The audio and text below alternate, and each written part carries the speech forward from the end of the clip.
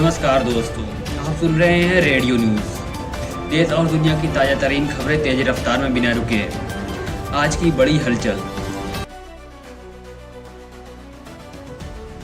क्या दुनिया के सबसे बड़े तेल उत्पादकों में से एक महाशक्ति रूस में पेट्रोल और डीजल पूरी तरह खत्म होने की कगार पर है?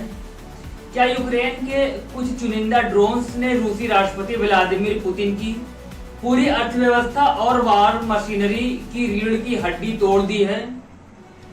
आज रूस में पेट्रोल पंप सूखे पड़े हैं और सुपर पावर के नागरिक तेल की एक एक बूंद के लिए तरस रहे हैं।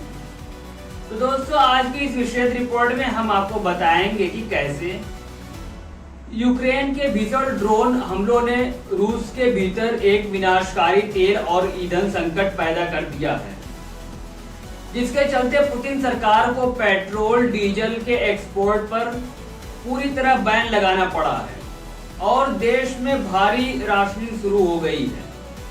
दोस्तों, इस रिपोर्ट में अंत तक बने रहिएगा। चलिए शुरू करते हैं। जी हाँ, युद्ध का पासा पूरी तरह पलट चुका है। यूक्रेन के आत्मघाती ड्रोन ने रूस के भीतर घुसकर उसकी सबसे बड़ी और आधुनिक तेल रिफाइनरियों को निशाना बनाया है। नतीजा, रूस के घरेलू बाजार में तेल की भारी किल्लत हो गई है। हालत यह है कि रूस के कई शहरों में पेट्रोल पंप पूरी तरह से ड्राई यानी सूखा हो चुका है। जहां तेल मिल भी रहा है, वहां लोग अपनी गाड़ियों में ईंधन भरवाने के लिए घंटों लाइनों में खड़े रहने को मजबूर हैं।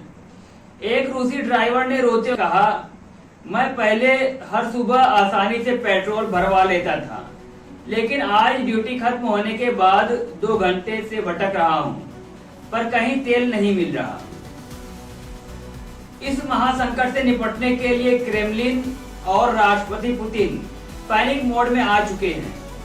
हालात को काबू में करने के लिए रूस ने गैसोलीन यानी पेट्रोल और जेट फ्यूल के एक्सपोर्ट पर कड़ा और मुकम्मल बैन लगा दिया है।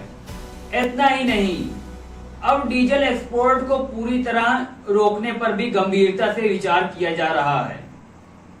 पूरे रूस में ईंधन की भयंकर राशनिंग लागू कर दी गई है। अब कोई भी नागरिक अपनी मर्जी से तेल नहीं खरीद सकता। प्रति वाहन केवल 15 से 50 लीटर तेल देने को ही अनुमति है। सबसे बड़ी बात, जमाखोरी रोकने के लिए पेट्रोल कैनिस्टर या डिब्बों में तेल भरने पर पूरी तरह पाबंदी लगा दी गई है। लोग अब हताशा में यह कहने लगे हैं कि अगर यही हाल रहा तो उन्हें जल्द ही साइकिल या इलेक्ट्रिक कारों पर शिफ्ट होना पड़ेगा। हालांकि इन सब के बीच रूसी राष्ट्रपति व्लादिमीर पुतिन का दावा है कि सब कुछ नियंत्रण में है। पुतिन ने आदेश दिया है कि देश में एयर डिफेंस सिस्टम के प्रोडक्शन को युद्ध स्तर पर तेज किया जाए, ताकि यूक्रेन के ड्रोन्स को रिफाइनरियों तक पहुंचने से पहले ही मार गिराया जा सके। साथ ही तबाह हुई रिफाइनरियों को तुरंत ठीक करने की बात कही जा रही है। लेकिन एक्सपर्ट का मानना है कि यूक्रेन अपने कदम पीछे खींचने वाला नहीं है। यूक्रेन रूस के और गहरे इलाकों में घुसकर हमले करने की तैयारी में है।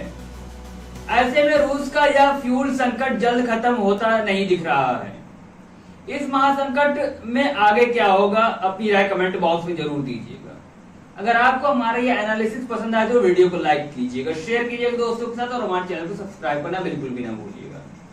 मिलते हैं ऐसे किसी दूसरे अपडेट में, तब तक के लिए जय हिंद, वंदे मातरम।